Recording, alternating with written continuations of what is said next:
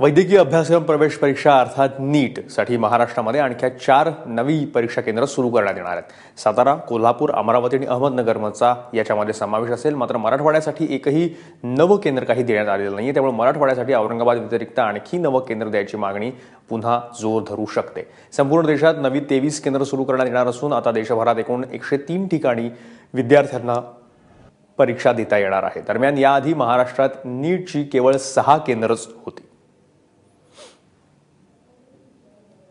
माझा किनवटचा विद्यार्थी औरंगाबादला जायला त्याला 400 किलोमीटर लागणार आहे। 400 किलोमीटर जाणार कधी, अभ्यास करणार कधी, परीक्षेचं सेंटर शोधणार कधी आणि परीक्षा देणार कधी आणि त्या स्पर्धेत पास कधी होणार, अशी परिस्थिती आहे। त्यामुळे सरकारने या संदर्भात निकष बदलले पाहिजेत। नवीन 23 सेंटर वाढवलं त्याचं स्वागत आहे, पण ही सेंटर्स देताना भौगोलिक विचारसुद्धा केला पाहिजे, प्रादेशिक विचारसुद्धा केला पाहिजे आणि मराठवाडा आणि विदर्भावर यात निश्चितपणे अन्याय झालेला आहे। मराठवाड्यातले आणि विदर्भातले खासदार आम्ही एकत्रितपणे या संदर्भात पुन्हा जावडेकरजींची भेट घेणार आहोत आणि त्यांना विनंती करणार आहोत की किमान जिथं 2000-3000 विद्यार्थी बसणार असतील तिथं तरी हे सेंटर्स झाले पाहिजेत।